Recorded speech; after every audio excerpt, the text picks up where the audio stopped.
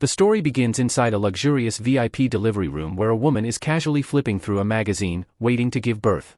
But her patience snaps, and she angrily yells at the nurses to hurry up and get the baby out, all while still focused on her magazine. Moments later, the sound of a baby's cry fills the room. A staff member rushes out, joyfully congratulating the grandfather. Guests gather around, offering their congratulations to Mr. Liu, who thanks them graciously for their kindness. Curious, he asks one of the maids about Shikuan's whereabouts, only to hear that the young master is busy handling something on Earth. His expression darkens immediately, furious at his son's absence and calling him a worthless good-for-nothing. Suddenly, a strange, piercing scream echoes from inside the delivery room, leaving everyone startled and uneasy. Mr. Liu quickly stands up, anxious, and demands to know what is happening inside. Inside the room, the mother's eyes widen in shock as a blinding light bursts forth. When the grandfather and his attendants rush in, they are stunned, frozen in disbelief. The dazzling light is coming from the newborn itself, his tiny body wrapped in arcs of golden lightning. To everyone else, it's a miracle, but to the baby, it's something else entirely. In his mind, he smirks, thinking no one would ever believe that a simple commoner like him would be reborn into such a powerful family, awakening with a divine sense. A system screen flickers before his eyes, confirming the activation of a lightning-type divine sense, already reaching sea-level power. The grandfather can hardly believe what he is witnessing. His grandson is born with an innate power he himself could never achieve. His cane slips from his hand as he shouts in astonishment about this unmatched divine talent. Overcome with joy, he lifts the newborn high and declares to all present that the Liu clan has given birth to a once-in-a-generation prodigy. Yet deep inside, the baby harbors his own ambition. He vows to seize everything from this clan and make sure his so-called father never gets another chance at life.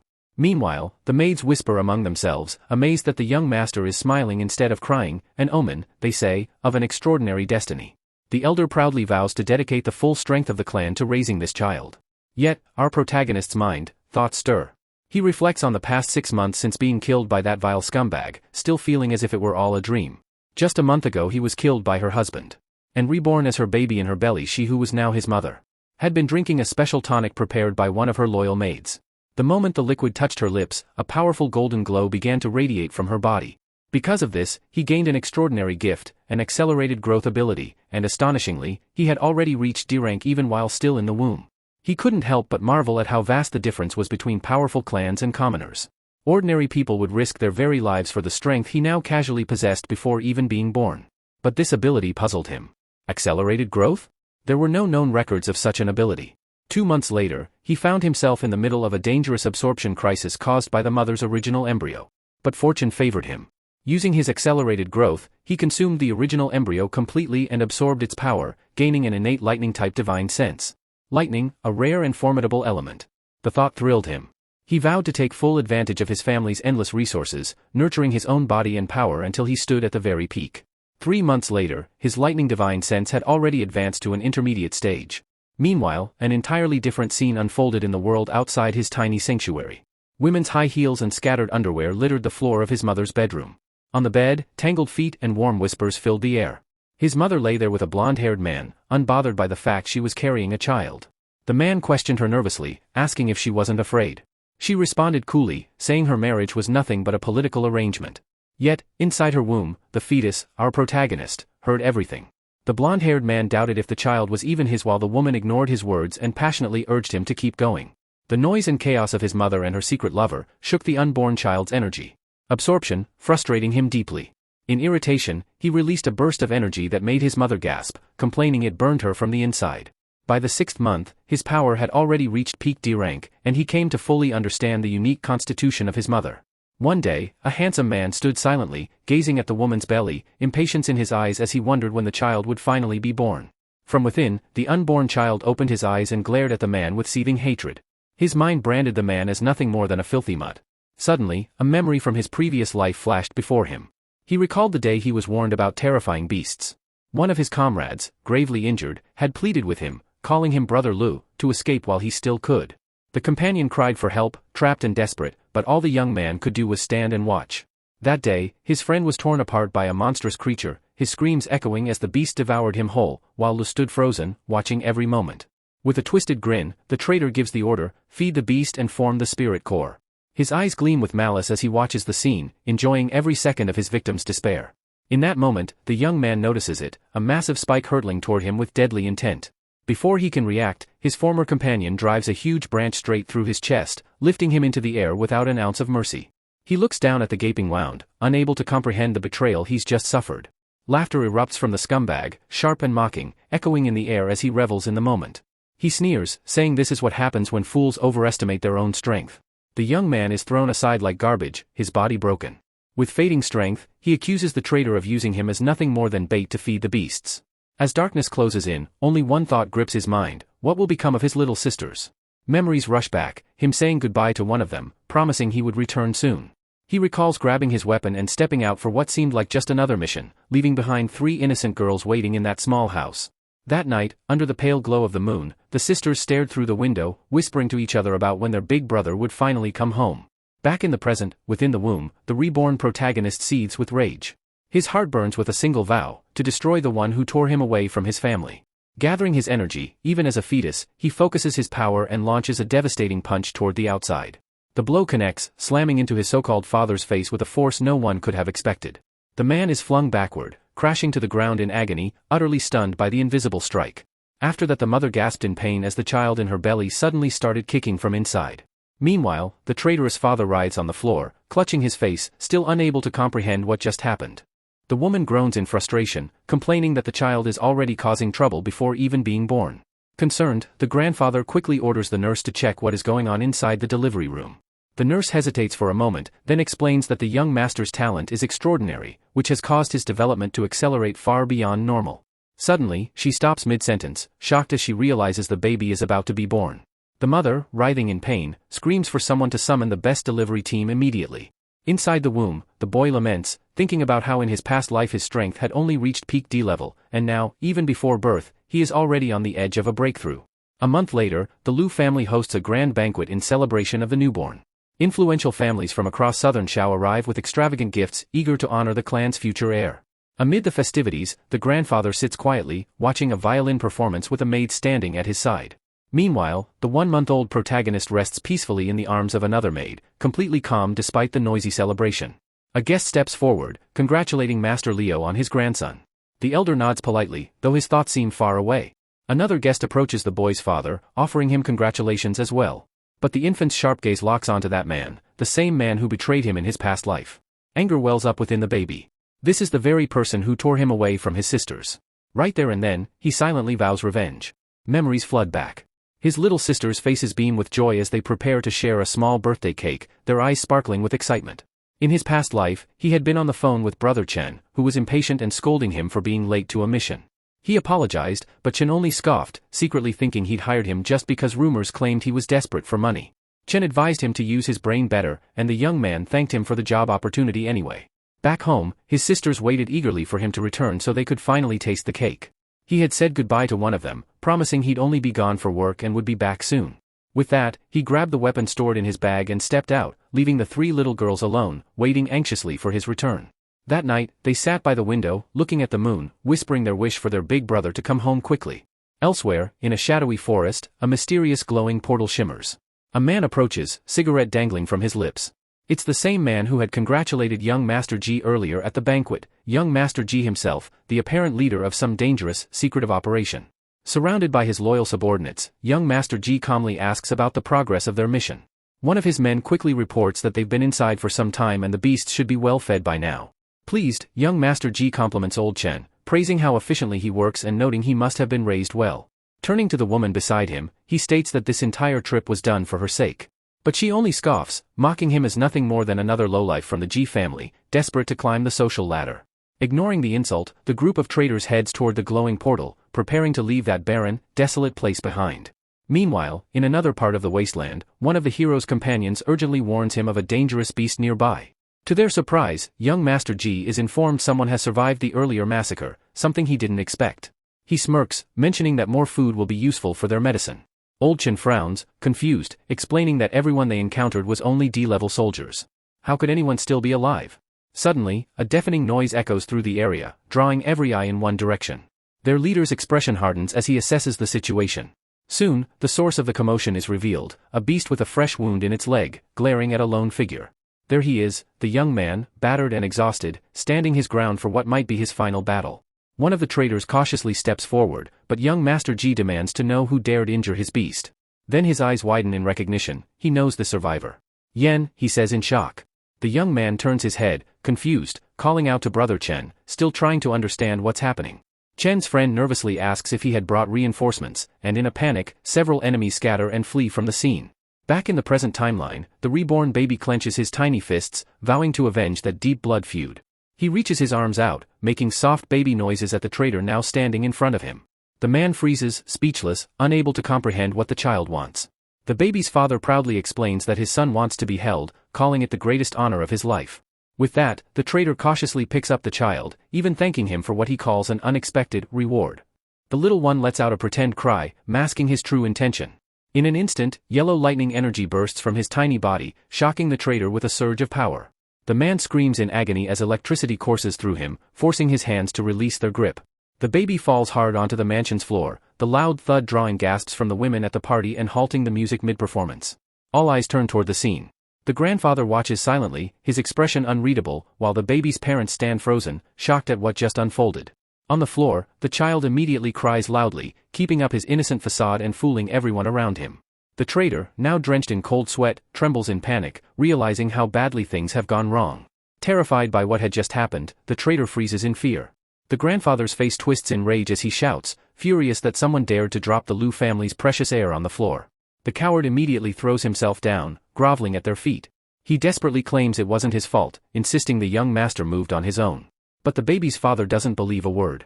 With a glare filled with contempt, he delivers a brutal kick to the man's chest, calling him nothing but a dog. The impact sends the trader crashing across the marble floor, groaning in pain. Crawling on his hands and knees, he begs for forgiveness, swearing he would never harm the boy intentionally. As proof of loyalty, he even offers up his treasures to ensure the young master's injuries are treated. But instead of sympathy, the baby's father gives him a cold, mocking smile, clearly enjoying his humiliation. With an icy tone, he orders the guards to drag the man outside and give him a proper beating. Pathetically, the trader thanks him for the punishment, trembling as the guard sees him. Meanwhile, a maid carefully lifts the baby back into her arms. Hidden against her shoulder, the infant protagonist curls his lips into an evil, satisfied smirk at how perfectly his little plan worked. The trader, now bruised and dazed, stares in confusion, unable to comprehend how everything had spiraled so quickly. But the clever child immediately starts wailing again, crying loudly to maintain his perfect innocent facade. The old trader stumbles in shock, unable to believe the child switched back to crying so easily. The grandfather wastes no time, ordering the maid to take the young master inside and check if he suffered any injuries from the fall. Once the child is taken away, the elder turns his cold gaze to his son, sharply criticizing him. With their family status, he says, there's no need to keep worthless bums around. His words sting deeply, and with a dismissive snort, the patriarch storms out of the party, furious at the disgraceful scene. The boy's father clenches a wine glass so hard in his grip that it shatters in his bare hand, blood dripping from his palm. His rage boils over as he lashes out, delivering a brutal kick straight into the trader's face. Not stopping there, he kicks him again before ordering the guards to drag him outside and feed him to the house dogs. The trader's pleas for mercy fall on deaf ears as he's hauled away like trash. The host then calmly tells the stunned guests to continue enjoying the party, while the baby quietly plans how to absorb more power and grow stronger. A doctor is summoned to examine the infant, quickly confirming that the child's body is incredibly resilient and perfectly unharmed. Hearing this, the grandfather bursts into laughter, proudly celebrating that his grandson is safe and strong. But for the young protagonist, there is something far more important than family pride, finding the 3 sisters he left behind in his previous life. He knows he must grow quickly, fast enough to move on his own and claim the essence he needs. For now, though, he begins crying for milk, signaling for nourishment. The elder immediately orders the daughter-in-law to breastfeed the child and ensure she consumes more spiritual medicine to improve her health. The mother, exhausted and pale, complains that she had just fed him moments ago. Still, the patriarch is unmoved, sternly telling her that she must endure this hardship for the sake of the clan and their heir. With visible frustration, she removes her coat and picks up the child, preparing to feed him once again against her will. As she stares down at her son with tired, red eyes, she begins to breastfeed him. But even through her fatigue, she can't help but groan in pain, complaining that the little rascal is sucking far too hard. Seeing his daughter-in-law becoming pale and weak, the grandfather immediately orders tonic soup to be brought for her nourishment. Soon after, the scene shifts to a hot spring where the baby is bathing with his mother. She sighs in exhaustion, complaining that he's been feeding endlessly and jokingly asks if she must have owed him a debt in a past life. 3 months pass, and the baby has grown rapidly, now crawling all over the house with surprising speed. His power has already reached sea level, a pace that astonishes even him. In his previous life, reaching such strength took him an entire year, advancing from elementary D level to intermediate only after surviving dangerous portal missions and suffering numerous injuries. But this time, drinking his mother's milk has pushed him from elementary C level to intermediate in just 3 short months. During one family dinner, the little protagonist crawls determinedly toward the main table. The grandfather, irritated, scolds the staff for letting the heir roam freely. The maid quickly apologizes, explaining that the boy crawls so fast she can't keep up with him. The baby's father jokes that his son must simply want more milk, while the mother looks drained and complains she's been breastfeeding nonstop for 3 months without rest. But in the baby's mind, he's focused, there's no time to waste, he must keep getting stronger, no matter what. To everyone's shock, the infant suddenly stands up on his own, wobbling but steady. The grandfather and butler stare wide-eyed at this incredible sight. Then, to their amazement, he begins walking, his tiny feet taking steps toward his stunned mother. Without warning, he leaps at her, making her yelp as she scolded him, begging to at least let her eat one meal in peace. The maid, stunned, exclaims that the young master is standing and walking by himself, while the butler remarks on the child's extraordinary celestial constitution. The grandfather beams with pride, pleased beyond words by his grandson's rapid development. He then declares it is time to follow family tradition, selecting a personal servant for the boy. In a dark chamber, preparations are underway for the selection. The elder in charge asks for an update, and a guard reports that only 2 candidates remain. Soon, the protagonist, nestled in his mother's arms, is brought to an improvised arena where the final test will take place. He watches carefully, but then freezes, his eyes widening in shock. Among the candidates, he recognizes one of them. Inside the arena, a small girl with white hair stands in a defensive stance, her expression filled with fear. Opposite her, a blonde girl charges aggressively, shouting as she prepares to strike. The baby's mind races, what is she doing here? His body reacts instinctively, glowing with intense light as he activates his lightning-type divine power. In an instant, a bolt of energy arcs out, striking the blonde fighter. She is blasted off her feet, crashing to the ground and knocked out cold, leaving everyone stunned by the unexpected display. The white-haired girl wastes no time, lunging forward and snatching up the bread. Without hesitation, she devours it hungrily, crouched in the middle of the cell as if the world around her doesn't exist. Watching from his crib, the baby protagonist stiffens in panic, praying no one notices anything strange about what just happened. But instead of suspicion, the grandfather bursts into hearty laughter, declaring that his grandson has far more fighting spirit than his own father ever did. The baby sighs in relief, thinking that being a child definitely has its perks, adults always find a way to excuse his behavior. The elder then decides on the spot that the little girl will serve as the young master's personal attendant. He orders that she be cleaned up and taught proper etiquette. The girl, however, doesn't seem to care about appearances, still eating ferociously as though nothing else matters. Meanwhile, the baby beams happily from his crib, calling out to his new servant with a wide grin. The butler steps forward, explaining the details of her role. She is a death servant, meaning her sole purpose is to protect the young master at any cost. The white-haired girl simply nods, silently accepting her new fate. The butler added that she needed to follow the master constantly and train in martial arts while her master slept. Soon after, the butler left, closing the door while the girl stayed in the baby's room to begin her new duties. The young protagonist excitedly calls to her and points at himself with a big, innocent smile. But instead of showing loyalty, she pulls out a knife, her expression twisting into one of pure hatred and vengeance. The baby freezes in panic, struggling to speak but unable to make more than baby sounds. The girl hisses through clenched teeth that she will end his life to avenge her older brother's death. With a sharp movement, she lunges, knife poised to strike the defenseless infant. But in a shocking display of agility, the baby dodges the blow, leaping out of the crib and leaving behind a shimmering energy afterimage. The girl's eyes widen in disbelief as he suddenly reappears at her side, moving far faster than she ever imagined a newborn could. As she regains her stance, a green aura bursts from her body, wind energy swirling around her. The protagonist is stunned to realize she wields a rare wind-type divine sense. She charges, wind slicing through the air, but he reacts instantly, summoning his lightning power to defend himself. The clash of wind and lightning fills the room with dazzling flashes of color, the energies colliding in a blinding storm. Inside, the baby grits his teeth, thinking how overwhelming it is to use this much power in such a fragile body. Suddenly, an idea sparks in his mind. Instead of overpowering her, he channels his thunder divine sense at the lowest possible level, forming a tiny lightning spear. It strikes her directly, sending a surge through her body that paralyzes her on the spot. The girl collapses to the ground, her body trembling as the electricity still dances across her nerves.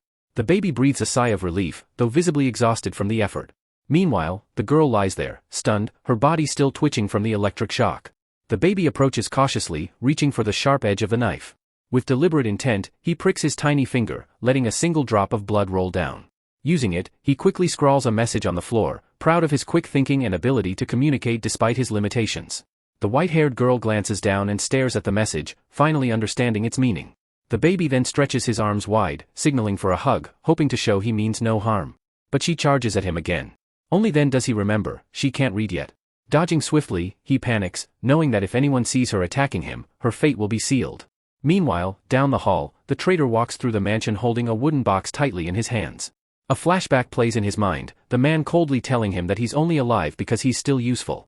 Grateful yet humiliated, the man had bowed, thanking the young master for his mercy and vowing to work harder. He had spent everything he owned to buy a rare item at auction, desperate to earn the baby's favor and save his own skin. Now, as he nears the nursery, he hears the sound of the young master's voice and pauses, curiosity sparking. What could be happening inside? Pushing the door open, he steps in, calling out the name of the Liu family heir. But the sight before him makes him freeze. The baby and the girl are darting around the room, chasing one another in chaos. Sensing an opportunity, the infant protagonist's eyes darken with a cunning glint. A plan forms instantly. Grabbing the servant's hand mid-swing, he redirects the knife, channeling a surge of lightning directly into her forehead. The shock makes her body seize, and she collapses onto the rug, unconscious. Seizing the moment, the baby snatches the falling knife from the air and, without hesitation, plunges it into his own shoulder. Blood sprays as he completes his twisted yet perfect setup. The traitor stares in shock, unable to comprehend what he's seeing, and screams in terror. The baby then tosses the bloody knife directly at him. Instinctively, the man catches it, staring in horror at the blood-stained blade now in his hand. In his shock, he fumbles, dropping the precious wooden box he had brought as an offering. The baby, not wasting a second, takes a deep breath and unleashes a loud, heart-wrenching wail, collapsing dramatically on top of the unconscious girl. By the time the others rush into the room, led by the grandfather, the traitor is standing there, trembling, holding a bloodied knife, the white-haired servant unconscious on the floor, and the baby crying in pain. The elder and his son stand frozen, their faces tense as they take in the chaotic scene. The baby keeps up his loud crying, clinging to the fainted servant as if shielding her. The grandfather's fury erupts instantly. He points at the traitor, accusing him of daring to attack the Liu family heir. In a panic, the man throws the bloody knife to the floor and desperately tries to defend himself, insisting it's not what it looks like. But the baby's father doesn't buy it. His fist connects with the man's face, knocking him back as he roars about harming his son. Choking back panic, the traitor blurts out that the girl was the one who attacked, and he only acted to protect the baby. Still, the infant keeps up his tearful performance, while the accused man bleeds and pleads, his voice breaking with desperation. He swears to the elder he's telling the truth, but his words fall on deaf ears. The father's patience snaps again, another punch lands squarely on the man's jaw, followed by a furious demand, "Where's the gift you brought?" Scrambling, the traitor searches frantically for the box he had dropped amid the chaos. Meanwhile, the elder praised the unconscious white-haired girl for risking her life to protect his grandson, and orders the staff to take her away and let her rest. Placing a heavy hand on his own son's shoulder, the elder glares, his crimson eyes burning with rage. His voice drips with contempt as he says he taught his son how to raise dogs, yet he nearly lost the family's greatest hope because of one. As everyone leaves the room, the traitor remains kneeling, trembling as a cold sweat breaks across his forehead. The baby's father stops at the doorway and throws one last look of pure hatred and disgust. He kicks the man to the ground, spitting out, "I gave you a chance, and you still dared to betray me." With one sharp command, he orders the man to be dragged out and fed to the dogs. In his crib, the infant protagonist finally exhales in relief. His plan worked flawlessly. But then his eyes shift to the unconscious servant, worry flickering across his face. The butler steps in, announcing he must take the girl for treatment. Panic grips the baby as he remembers, the message he wrote in blood is still beneath her. He throws himself across her body and shakes his head furiously, trying to stop the butler. Instead, the staff simply lifts the young master away and places him gently back into his crib. The boy's eyes dart nervously as he debates shocking the butler with lightning to keep him from seeing the message. But then, an idea strikes him, and he glances toward the maid, silently forming a backup plan. The butler lifts the servant, revealing an unexpected pool of blood beneath her. The baby freezes in shock. She's not just acting, she's truly hurt. Even the butler hesitates, taken aback by the blood soaking her clothes. Confused, the infant wonders how she could have been injured for real. Still, the butler hurries her out of the room and orders the mess cleaned immediately. Alone now, the boy lies back in his crib, releasing a long breath of relief, though his mind lingers on the unanswered questions. For now, though, he pushes it aside. He has more important things to do. He leaps out of the crib, ready to set his next plan in motion. In another room, warm oil is being prepared for his mother, who enjoys a rare moment of peace as one of the maids massages her back. The calm doesn't last long. Her relaxation is shattered by the sound of her baby calling for milk again. The little one crawls straight to her, earning an exhausted groan as she complains about his relentless appetite. She cradles him anyway, but sighs, asking how long he plans to keep feeding like this. The baby ignores her frustration. He needs strength, and fast. Every sip is one step closer to speaking, one step closer to explaining everything to his servant and continuing his revenge plan. A week passes in the luxurious Liu family mansion, and time feels like it's slipping by in a blink. In what seems like no time at all, our main character now looks like a 3-year-old and has finally mastered speaking. The little white-haired servant girl still watches him with sharp, suspicious eyes. In her mind, he's still the one responsible for what happened to her older brother. Then, without any warning, the boy turns to her and quietly tells her something that shakes her to the core: he's her brother. The girl freezes on the spot, her entire body stiffening as her eyes slowly turn a deep shade of red. He then softly asks if the cake her brother bought for her was tasty. That simple question sends her mind spiraling into the past. She remembers her brother calling her and her sisters over to share a cake. The 3 little girls lit up with excitement the moment they saw the birthday cake in front of them. Her brother sliced pieces for his little sisters, smiling warmly, but soon got a call ordering him to join his team for a mission. One of the sisters tried to sneak a piece early, only for another to stop her, insisting they wait until their brother returned. Later that night, the 3 sat by the window, gazing at the moon, waiting for him to come back. In that moment, his old face appeared in the reflection of the full moon, blending seamlessly with his current childlike features. His eyes softened, a gentle smile forming as tears began to gather. When she realizes the truth, her emotions overwhelm her. Tears spill down her cheeks, and she collapses to the floor, sobbing uncontrollably. The boy quickly covers her mouth, urging her to be quiet so no one will discover their secret. His small hands try to muffle her cries, but the emotion is too strong. Without hesitation, she wraps her arms tightly around him, holding on as if afraid he'll disappear. Her voice trembles as she asks if the little boy before her is truly her beloved brother. But his tiny body struggles under the pressure of her grip, and he lets out a breathless complaint. In this small frame, her hug is almost too much for him to handle. She finally releases him. Our guy sways a little, still trying to catch his breath. Once the dizziness fades, his gaze hardens as he locks eyes with his sister. He needs answers. He grabs her shoulders and demands to know how she ended up in this place, and where their other sisters are. His questions come one after another, too fast for her to keep up. Overwhelmed, she pleads with him to slow down. Eventually, the two steady themselves, ready to talk about everything that's happened. She begins explaining. That day, he had left for a mission and never returned. In her memory, the 3 hungry sisters huddled together, their eyes fixed on the moon, silently wishing for their brother to return soon. One wondered why their brother was taking so long. The youngest even asked if maybe he had abandoned them. He'd never been gone this long before. Determined to find him, she decided to go search. She made her way to the mission headquarters, only to learn he had vanished. There, she saw another hunter's wife furiously confronting a certain man, calling him a traitor, demanding to know where her husband was. The man, impatient and cold, snapped at her, calling her crazy before shoving her aside. Then another hunter stepped forward, accusing the man of going into the portal with young Master Liu and the others. It was in that moment she realized, this man was involved. The so-called traitor just stood there with a bored expression, calmly smoking his cigarette. Then, without warning, he summoned his firepower. A blazing fireball shot straight toward the accuser, who froze in terror. The flame struck him directly, engulfing his body in searing heat. He collapsed to the ground, defeated, while everyone else just stood by, doing nothing. The traitor warned them not to spread rumors about the young master, claiming the mission was high risk. Back in the present, her brother mutters that the man got exactly what he deserved for betraying them, then presses her for news about the other girls. At that, her expression shifts instantly. Worry fills her eyes. And then, the tears come again, harder this time. Her brother stares in shock, completely thrown by her sudden breakdown. Through sobs, she says she only wanted revenge for what happened to him. But that's when it happened. Out of nowhere, a flood of demons poured through. A portal ripped open, and chaos erupted. People ran in every direction, desperately trying to escape as the invasion began. The memory of that demonic tide still haunts her to the core. She races through the shattered streets, voice trembling as she calls out the names of her other 2 sisters. Not far away, a pair of hunters walk past, casually commenting on how fierce this monster wave had been. She's left standing there, alone, watching the flames consume what's left of the city. Everything around her is nothing but ruins. With tears streaming down her cheeks, she runs blindly through the chaos, weaving between broken walls and piles of debris. Her hands are cut and bleeding as she digs through the rubble, desperately hoping to find her sisters. But with each step, her hope fades, until she collapses to the ground, screaming their names in raw despair. Then, her mind shifts, she remembers her brother. The thought shatters what little strength she had left, and she breaks down completely, sobbing, wondering where he could possibly be. Back in the present, the main character pulls his sister close, telling her not to cry, because this time, fate has given them another chance. His eyes glow with a dangerous red light as he swears that a man named Chen will be the very first to pay the price. Somewhere deep inside a damp, foul-smelling prison, a narrow hallway is smeared with old stains. Inside one of the cells, the traitor paces frantically, shouting that he's innocent, claiming he was only there to deliver a gift. His words cut off when he slammed against the bars, eyes going wide in horror. A demon stands right behind him, its shadow stretching across the filthy floor. The man drops to his knees, begging for his life as the creature leans in, its grotesque tongue sliding out. His pleas turn into a blood-curdling scream, and when silence returns, the hallway has gained a few fresh red stains. With the traitor gone, the main character declares that it's time to tear the Liu family apart from the inside out. His sister, wiping away the last of her tears, nods and says she'll follow his lead no matter what.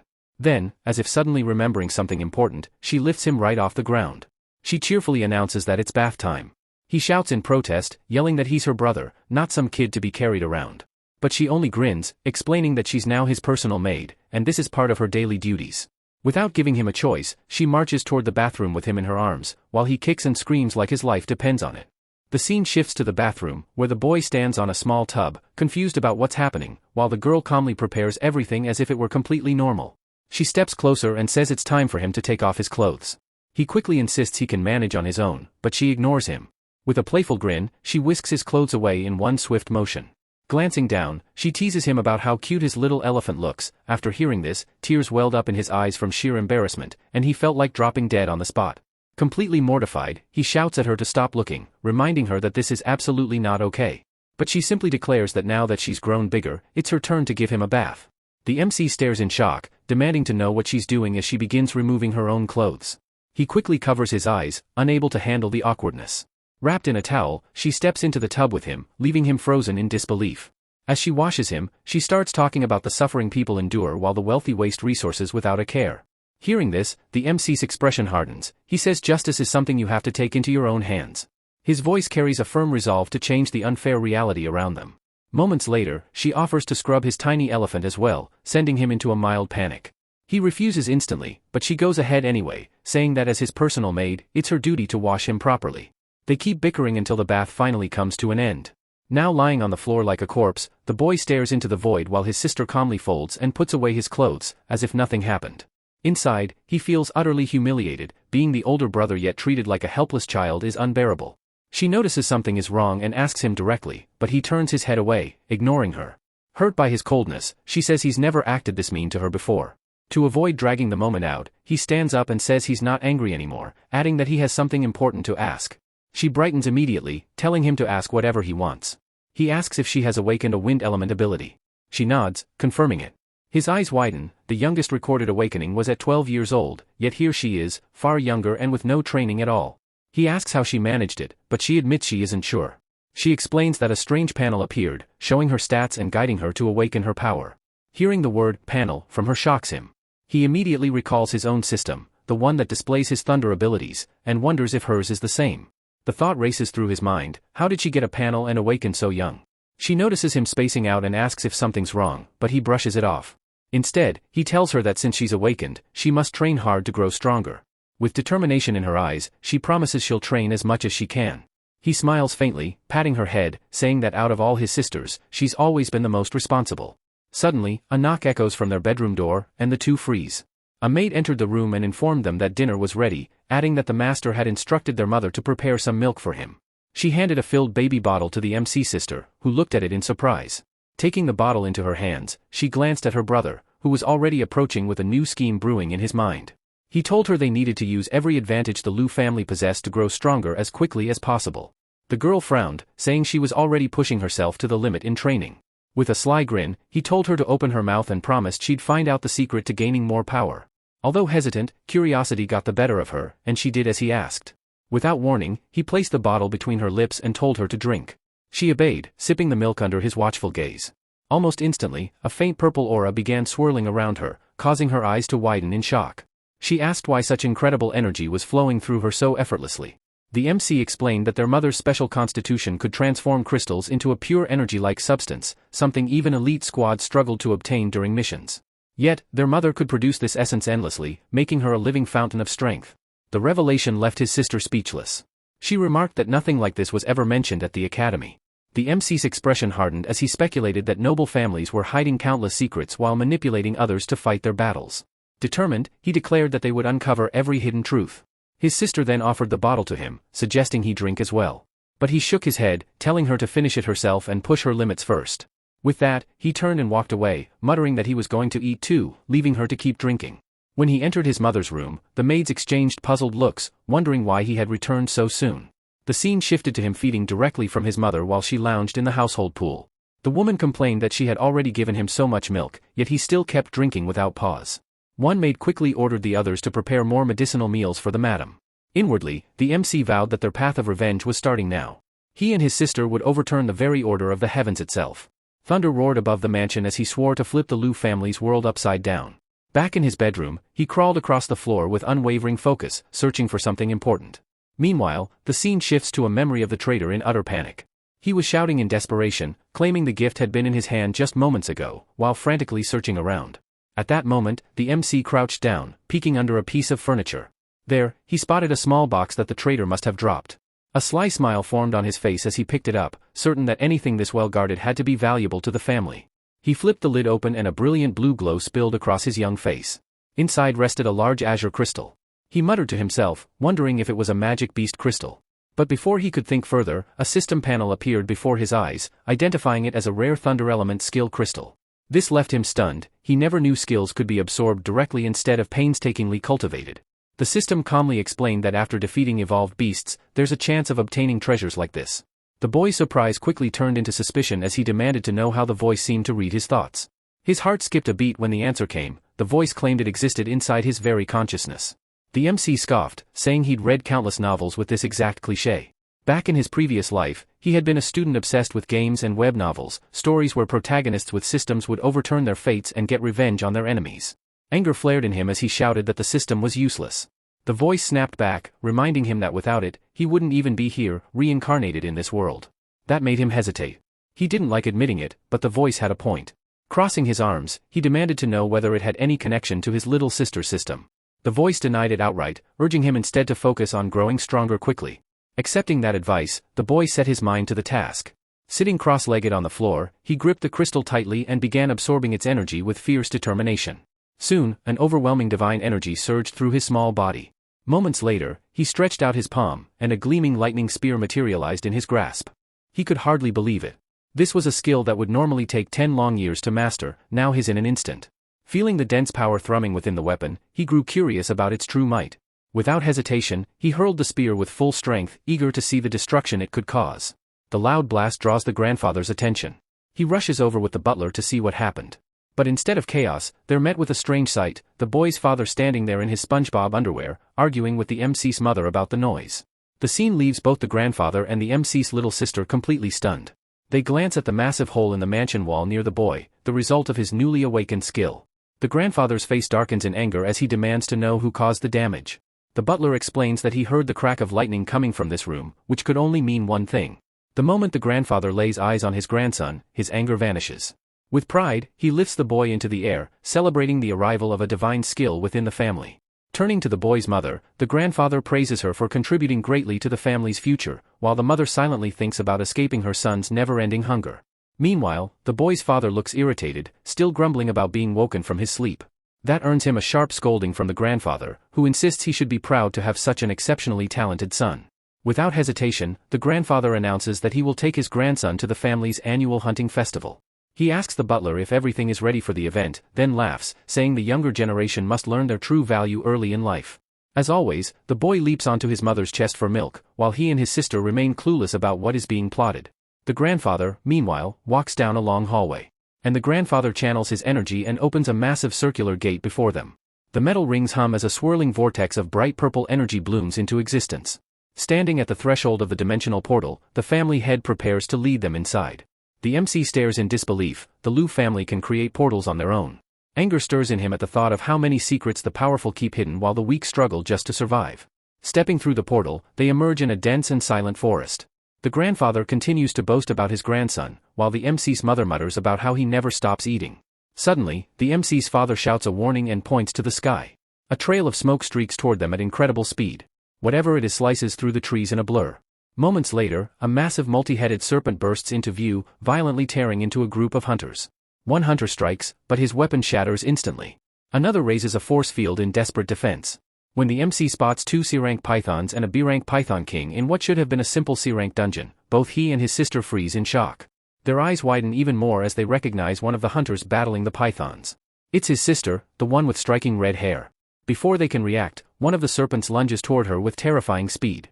To everyone's shock, our boy sister somehow holds the serpent's massive jaws apart with nothing but her bare hands.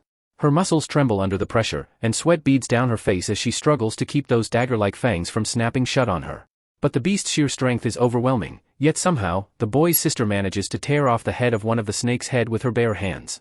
The hunter's leader wastes no time, shouting for everyone to get out of the deadly zone. Shield in hand, he steps forward to block the massive snake monster's advance. But before he can react, a fellow hunter suddenly lunges at him from behind. The girl sees it and screams at the top of her lungs, warning him to watch out. Her voice cuts through the chaos, but it's too late. The attacker's fist smashes straight through the shield, slamming into the captain with bone-crushing force. The blow knocks the shield clean from his grasp just as the serpent rears back to strike. Then, out of nowhere, a surge of purple lightning tears through the air, crashing into the beast. The source is another hunter, his gaze locked on the monster. Fury erupts among the group as one man yells at the attacker for striking their captain. But the traitor only grins, a wicked glint in his eyes, and turns toward the one who spoke. With a swift, brutal motion, he delivers a devastating punch, leaving his opponent severely wounded. A nearby hunter freezes in shock, his voice trembling as he names the attacker, Kyung, a convicted criminal from the past. Kyung just bursts into a wild, unhinged laugh at the fear in their eyes. He follows it with a vicious kick, sending the injured man hurtling straight toward the gaping jaws of the giant serpent, which swallows him whole. Watching all of this with an icy stare, our young protagonist can't help but recall the past. He remembers Kuei Shan tossing a friend to his death without a shred of hesitation. The sight of blood in the air mirrors that haunting memory. One by one, his friends had been picked off back then. The monster they were feeding with their own comrades had risen, colossal and terrifying. And standing there with a twisted smile, his father had ordered them to keep feeding it so that a treasure could be formed. Without pause, he had commanded Kyung to attack his younger self. The henchman charged forward, ready to finish him. But in that moment, the boy from the past had awakened his power, his fist blazing with energy as he met Kyung head-on. Their fists collided, the shockwave rippling through the battlefield. It was in that clash he realized, Kyung was a demon in human form, someone who took pleasure in crushing others. Backed by the Liu family, he had become one of their most dangerous lackeys. Back in the present, the red-haired girl's life hangs in the balance. The sister turns to our protagonist, desperate, asking how they can possibly save her. A plan was already brewing in the protagonist's mind. Turning around, he began feeding again, which immediately irritated his mother. Confused and frustrated, she asked what on earth he was doing. With his mouth full of milk, the protagonist suddenly pulled a strange expression, then spat everything right onto his mother's body, leaving her utterly shocked. Disgusted and furious, she screamed at him for making such a mess and tossed him into the air without a second thought. The commotion quickly drew the attention of the boy's grandfather, whose face darkened with rage at the sight. But before the child could hit the ground, his older sister leapt forward. She caught him midair and landed gracefully, holding her little brother carefully in her arms. Checking if he was all right, she asked about his condition, but the boy simply explained that his master plan had only just begun, it was all to save his other sister. Before anyone could respond, our boy father suddenly slapped his wife hard across the face, leaving her stunned. With a mocking tone, he scolded her for being so careless with their son. Enraged, the woman shouted that not even her own parents had ever dared to slap her, and her fury boiled over. Summoning an icy weapon, she charged at her husband with murderous intent. The man defended himself with his own powers, declaring that she needed to be taught a lesson for her arrogance. The children watched in silence as their parents clashed, their abilities colliding violently. But before either side could prevail, a surge of energy burst between them. The grandfather appeared, forcing both combatants to freeze. He glared at them with authority and reminded the mother that her duty was to protect her son, not endanger him. With equal sternness, he told them both they carried the weight of their family's honor. His words forced the couple to calm down. They dismissed their weapons, while the children observed anxiously from a distance. The protagonist's sister turned to him and asked what they should do next. He reassured her not to worry, because they were coming. At that moment, the family's young maid caught a strange sound nearby. The butler quickly informed the grandfather that he had sensed movement from the woods. Everyone stiffened as an eerie presence approached. Emerging from the forest, 3 goblins revealed themselves, their twisted faces filled with strange expressions. From a higher vantage point, the creatures were seen closing in on the family, shrieking wildly as if preparing for battle. But before they could strike, the monsters were ruthlessly skewered by wooden stakes that pierced straight through their bodies. The protagonist's father was stunned, questioning how such creatures could be here when the area was supposed to have already been cleared. The grandfather scolded bitterly, "This is what happens when all you do is cause trouble in taverns instead of studying properly." Just then, the boy's mother began to glow with a deep purple energy. The protagonist explained that their mother's milk essence was attracting demonic beasts, especially stronger ones. As if to confirm his words, the sound of countless goblin footsteps echoed closer, tightening the family's nerves. Soon, a swarm of elite goblins appeared, led by one at peak B rank. Without hesitation, one of the creatures leapt forward, swinging its axe with murderous intent. But the grandfather remained calm, ordering his subordinates to deal with the intruders. Instantly, the family unleashed their elemental powers, clashing against the horde of monsters in a fierce battle. Amid the chaos, the protagonist whispered to his sister that it was their chance to escape. Clutching him tightly, she sprinted toward a nearby cliff. Without hesitation, she leapt off the edge, plummeting rapidly with her brother in her arms.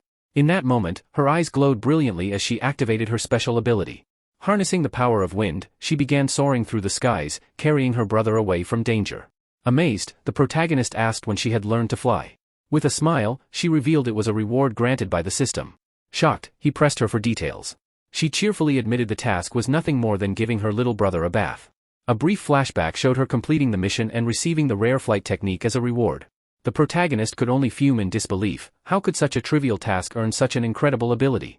Meanwhile, on the battlefield, their fiery red-haired sister fought fiercely against a massive serpent, slicing at it with her sword.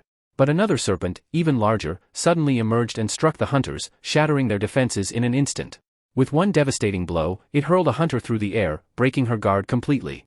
On the ground, the woman cried out desperately to her captain, declaring they couldn't keep fighting like this. The captain confronted Kuei-shang, demanding to know why he was attacking his own allies. While licking the blood from his hand, the traitor smiled darkly and admitted he only lived for the screams of his victims. When asked who his master was, and reminded that betraying the guild violated the laws, he sneered. To him, laws were nothing but chains for the weak and meaningless rules for commoners. Without warning, he rushed at incredible speed. Instead of striking the captain, he blindsided one of the female hunters, overwhelming her completely. Pleading for her captain to save her, she begged in terror. But the traitor showed no mercy. He hurled her straight into the gaping jaws of the giant serpent. Before everyone's horrified eyes, the beast devoured her whole. The captain, stricken with despair, shouted that the mission had failed and ordered everyone to retreat. Frozen by fear, the red-haired girl trembled, unable to look away from the gruesome sight. Consumed by fury, the captain charged recklessly, vowing to end the traitor's life. He unleashed a fierce strike, but Kuei-shang evaded effortlessly and countered with deadly precision, landing a direct blow. Seeing her leader fall, the young woman called him a monster and tried to stall him by throwing an object. But the rock did nothing, it only tore a piece of his shirt. Mocking them, the villain declared it was their misfortune to encounter him here, for none of them would survive. He lunged at the girl with razor-sharp claws. Surrounded by shards of her broken sword, she braced for death. At the last second, her captain threw himself in front of her, taking the fatal strike in her place. He collapsed lifelessly, and Kuei-shang discarded his body, letting the serpent devour it without hesitation. The girl screamed in despair, helpless as the monstrous serpent consumed her leader. Purple lightning crackled across the beast's body while the traitor fixed his gaze on her. With chilling words, he told her it was a pity, he had wanted to add her to his collection, to turn her into a specimen and display her like a trophy. Blood-stained hand reaching forward, he pressed his palm against her face as tears streamed down her cheeks. In her final moments of desperation, she cried out for her brother, wondering where they were. And then, a massive sword of lightning materialized. A powerful voice declared that they had arrived to save her. The traitor spun and managed to block the strike with his arm.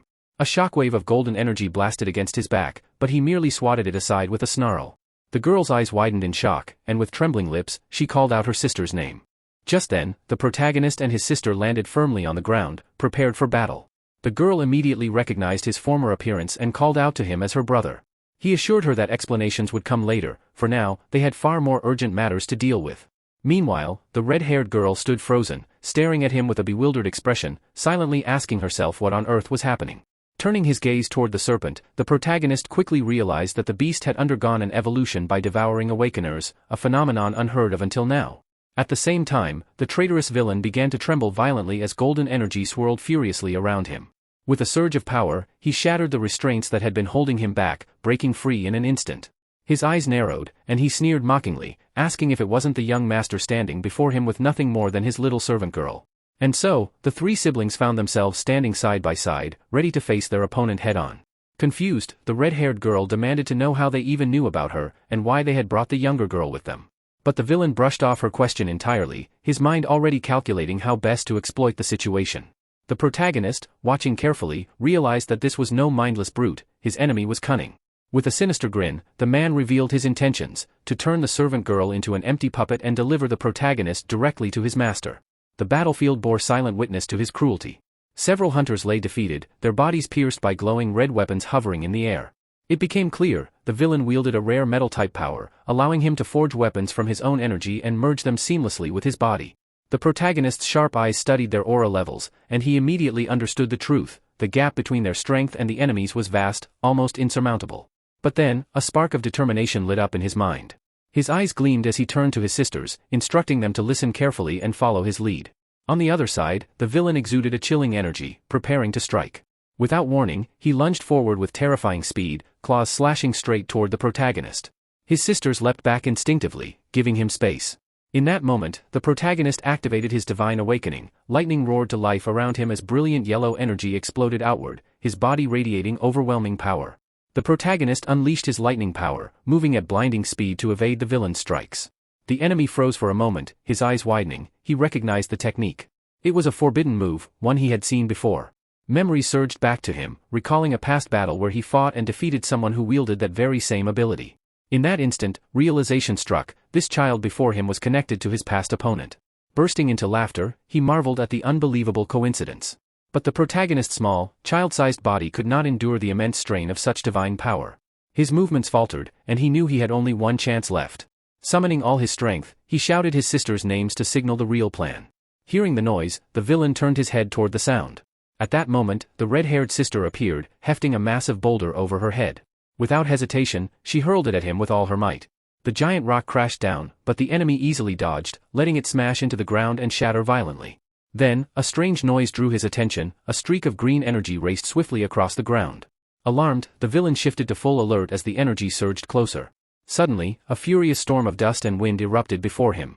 The whirlwind grew into a raging tornado, created by the white-haired sister with her wind ability. Even while caught in the storm, the adversary sneered. "These are nothing but cheap tricks," he mocked. That brief distraction was all the protagonist needed. Focusing every ounce of his divine lightning, he forged a spear crackling with unstoppable energy. Pouring his strength into a martial arts technique, he hurled the weapon forward with everything he had.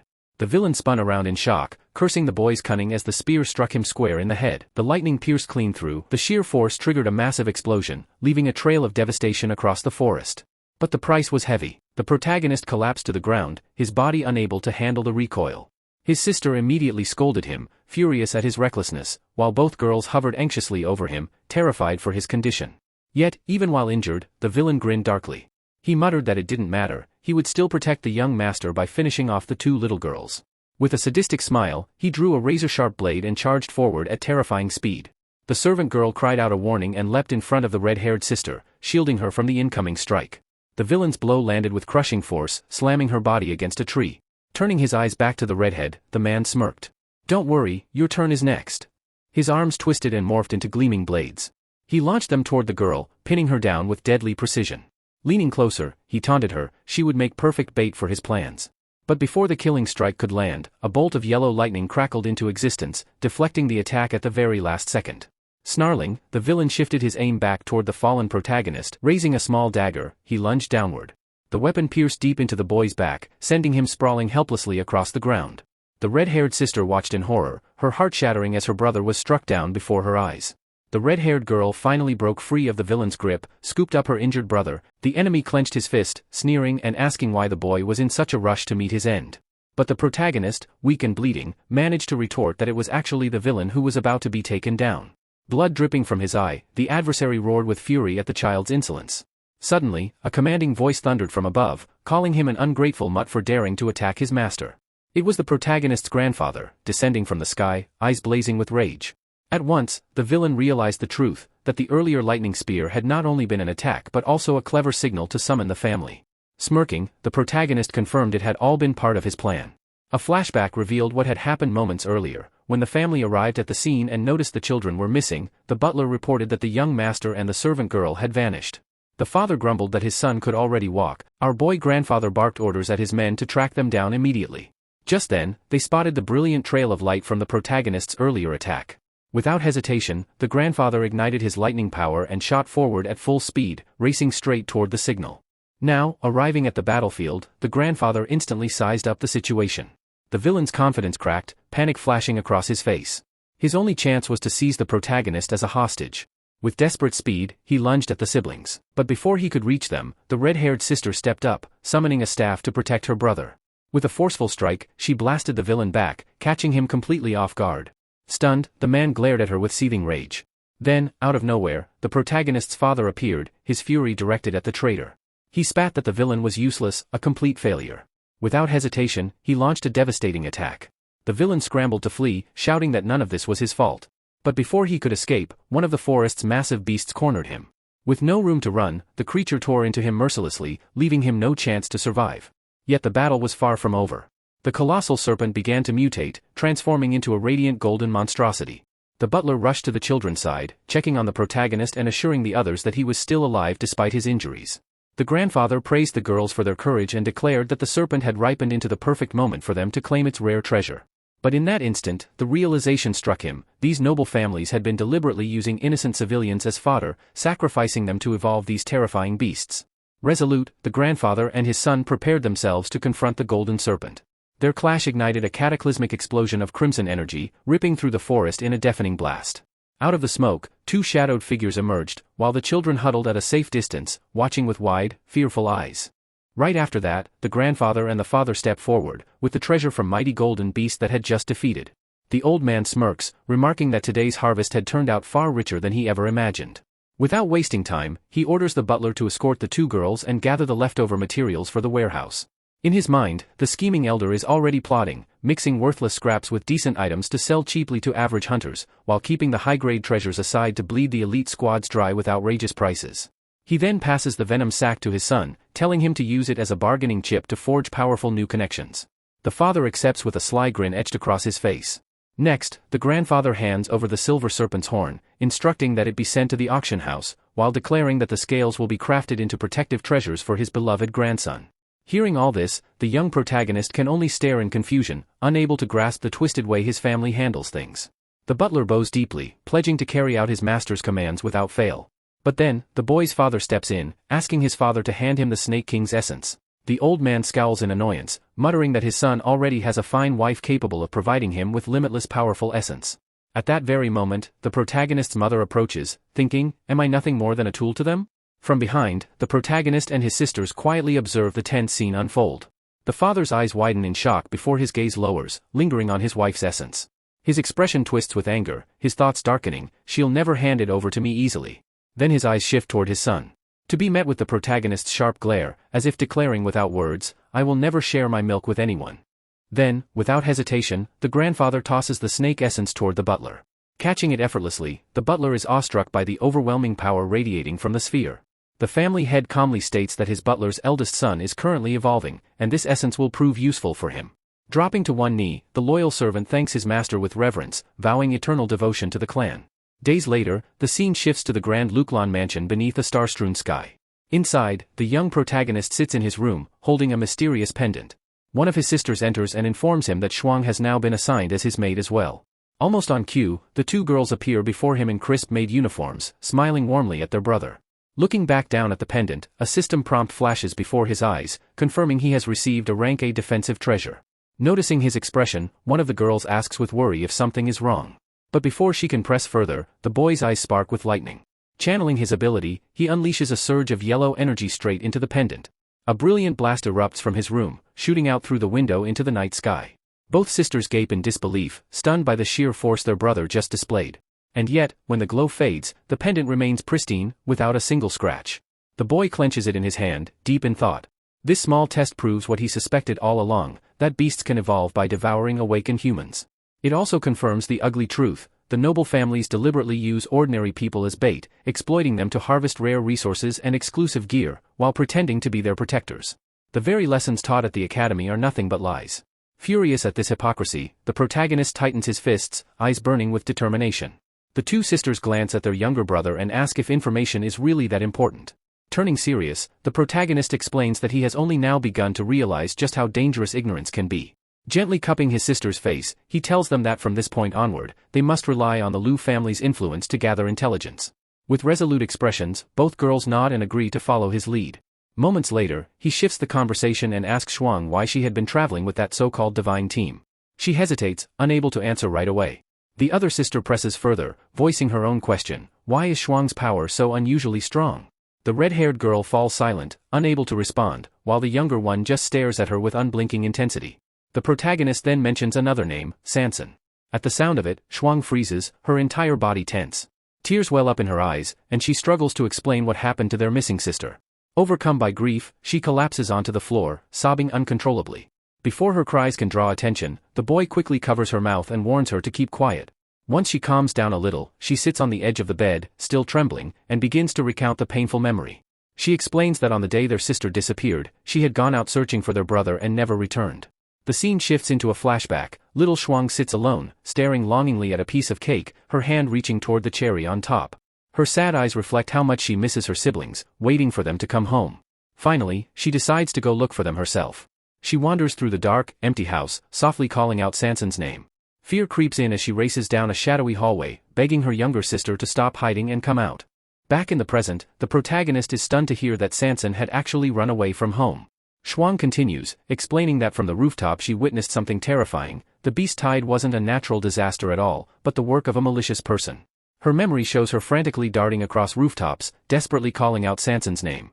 At one point, she pounds on a locked door, pleading for her little sister to escape quickly. But then, her face twists into pure terror as she glances to the side, realizing she isn't alone. Up on the rooftop, Shuang caught sight of a strange figure standing beneath the full moon. The man's face was shrouded in darkness, but his piercing red eyes glowed ominously. Raising a staff that radiated with power, he struck it hard against the ground. In an instant, a massive wave of energy rippled outward. A gigantic crimson magic circle appeared beneath him, its eerie glow lighting up the night. From its core, a brilliant beam of red light shot skyward, tearing a rift open in the heavens. What emerged was terrifying, a colossal reptilian eye staring down through the portal. Shuang froze in terror as the swirling red gateway expanded, and from its depths poured out wave after wave of demonic beasts. Her memory shows her standing helplessly as monstrous creatures swarmed the city, destroying everything in sight. Among them was a savage demon wolf that began hunting her down. Just when escape seemed impossible, a glowing panel appeared before her eyes. The system had chosen her. It declared that she had awakened a divine body cultivation ability. Following its guidance, she made a desperate leap, soaring across rooftops in a way she had never done before. That leap saved her life. Back in the present, Shuang explains how she ran endlessly until finally encountering the subjugation team that took her in. Hearing her story, the protagonist is left speechless. Another system, another miraculous awakening. He then suggests that if each of them has received a system, then maybe Sanson does too, and if that's true, she could still be alive somewhere. The boy nods, declaring that they'll use the Lu family's influence to search for any trace of their missing sister. Just then, Shuang hesitantly admits she was given a new task by her system, and it came with a reward. Without warning, she sweeps up her brother into her arms. The protagonist's eyes widen in panic, instantly reminded of what happened the last time. His sisters, however, are delighted. Laughing as they rush off, they explain the system's new mission: give their younger brother a bath. After that, the two sisters drag the protagonist into the washing area for a bath. The red-haired sister lifted him high into the air, teasing that this was what a little elephant looked like, while the poor boy screamed in embarrassment. Off to the side, the white-haired sister couldn't stop laughing at the scene. But then, the redhead suddenly came up with a mischievous idea to stop her brother from protesting any further. With a wicked grin, she flicked his elephant. A sharp jolt of pain shot through the protagonist's body, leaving him speechless and humiliated. Moments later, he sat in the bathtub, sulking and crying on the inside while the sisters carefully washed him, smiling all the while. Soon, they joined him in the tub, splashing around and playing with the water as he slowly relaxed. After the bath, the sisters hugged him tightly, praising what a good little boy he had been. But the protagonist snapped back, grumbling that they had changed. All of a sudden, the red-haired sister froze in place, her cheerful expression vanishing and being replaced by one of pure dread. The protagonist immediately noticed her reaction and asked anxiously what was wrong. With a trembling finger, she pointed ahead, her voice shaking as she revealed that the beast tide had been caused by that man. The revelation left both the protagonist and his other sister stunned. Meanwhile, in another part of the mansion, the butler was walking alongside a stern man with a scar across his face. The camera zooms in to show his cold, intimidating gaze. In a flashback, the red-haired girl remembered seeing the same man on a rooftop the night the beast tide began. In her memory, he raised his staff, conjured a massive glowing magic circle, and tore the sky open. From that rift emerged a giant reptilian eye that filled her with terror. Snapping back to the present, the protagonist boldly declared that he was the son of the future family head, telling his sisters not to panic. With that, the three of them continued down the hallway. As the two men walked past them, the protagonist glared with sharp suspicion. His red-haired sister, however, trembled with fear, unable to hide her reaction. The scarred man noticed her unease but said nothing. Forcing nervous smiles, the sisters greeted the butler politely. The butler then bowed respectfully to the protagonist, addressing him as young Master Wang. The boy's expression hardened as he silently watched the two men walk further down the corridor. Soon, they reached a heavy wooden door. The butler announced that Zhou King had returned to meet with the master of the house. Realizing it was the meeting chamber, the protagonist decided to eavesdrop. His sister worried aloud that they might get caught, but he reassured her with calm confidence, hinting that he already had a plan. With quiet determination, the siblings crept closer to the door, ready to listen in. The protagonist suddenly pushes the door open, barging into the meeting room with his sisters right behind him. His sister shouts that he's not allowed to enter, but it's already too late. Inside, his grandfather sits calmly at his desk, with the butler and the scar-faced man standing before him. All three turn their heads in surprise at the unexpected intrusion. The sisters immediately bow and apologize, explaining nervously that they tried to stop the young master but couldn't hold him back. The boy, however, pays no attention to their words. Instead, he runs straight toward the desk with his arms wide open, calling out for his grandfather. Smiling warmly, the head of the Liu family waves his hand, dismissing the girls from the room, and invites his grandson over. Pulling the boy onto his lap, he begins speaking proudly about the strength and influence of their family. His expression then turns serious as he asks about the recent beast tides. The butler and the scarred man stand at attention, listening carefully. The scarred man reports that new clusters of beasts have already been located and could strike at any moment. Hearing this, the protagonist's face twists with anger. In that instant, he realizes the academy has been deceiving everyone, lying about the tides being natural disasters while sending students straight into life-threatening danger. A flashback plays in his mind of a teacher claiming the beast tides are natural occurrences, insisting that the awakened exist to protect the weak. Snapping back to the meeting, the butler announces that he has already arranged for the guild to post high-paying missions. The promise of rich rewards will draw countless teams straight into the trap. The grandfather praises him, reminding everyone that the butler's family has loyally served the Liu family for 3 generations. With a satisfied nod, he adds that he is very pleased with his service. At that moment, the butler signals discreetly to the scar-faced man, who instantly understands. Dropping to one knee, the man pledges his loyalty, declaring it an honor to work for the Liu family. The butler then expresses gratitude for the master's generosity, thanking him for the gift that allowed his son to reach peak B rank. The family head smiles, ordering both men to move forward with the beast tide plan exactly as arranged. The scarred man remains kneeling, accepting the command without hesitation. But the grandfather doesn't stop there. He also orders preparations for expensive equipment and lavish entertainment to be made ready for the survivors. A quick flashback shows a younger version of the family head lounging in a hot spring, surrounded by women, while a maid secretly watches from the shadows. Bowing deeply, the butler accepts every command without question. As night falls, the Grand Liu family mansion glows beneath the moonlight. Back in their private room, the protagonist explains the family's cruel scheme to his sisters. He reveals how the Liu family manipulates the beast tides, opening portals, using ordinary people as bait, and sending awakened ones to fight. In doing so, they collect mountains of valuable resources for themselves. His sister, horrified, demands to know how they can be so heartless, asking if those people aren't considered human. With a grim look, the protagonist replies that in the eyes of the nobles, they themselves are the only true humans. Everyone else? Nothing more than livestock. The red-haired sister suggests exposing the Liu family scheme to everyone, but the protagonist quickly shuts that idea down. He explains that even if they told the truth, nobody would believe them. That answer leaves both girls uneasy, and they turn to their younger brother, asking what they should do instead. With a determined look, the boy declares that they're going to crush the Liu family's lackeys and put an end to the beast tide themselves. He motions for his sisters to come closer, and the two lean in as he begins to whisper. The protagonist carefully lays out his plan while they listen with full attention. After explaining everything, he asks if they understood. The girls nod, but their expressions are still tense as they question whether they can really overcome such powerful enemies. Confidently, the protagonist reminds them that they still have 3 weeks to prepare. The plan will begin at the end of the month.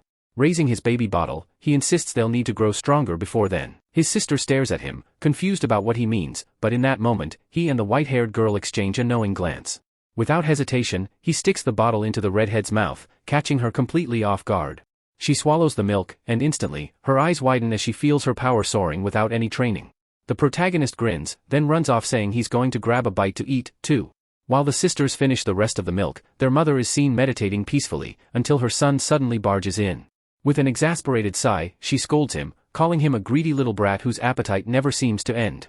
3 weeks later, the protagonist studies a glowing system screen, wondering if he's reached his limit. A new notification appears, informing him of a fresh skill. He mutters in disbelief, questioning if he's about to be turned into a host. For a moment, he even considers whether recovering his strength would mean going through another 9 months in the womb. But then he realizes this new skill isn't just about survival, it can also be used as a deadly weapon. The system shows him an illustration, revealing how the technique can be unleashed directly against his enemies. Then the door creaks open, and suddenly, both sisters step inside, their expressions sharp and determined, ready to begin the plan. And that's it for today's recap. If you enjoyed this manhwa and want to see the next part, don't forget to like the video and subscribe so you don't miss it. Also, drop a comment with the best manhwa you'd like me to cover next. I'm always checking your suggestions. Until then, check out the 4 newest recaps already on the channel, you'll definitely love them. Thanks so much for watching and supporting. See you in the next video?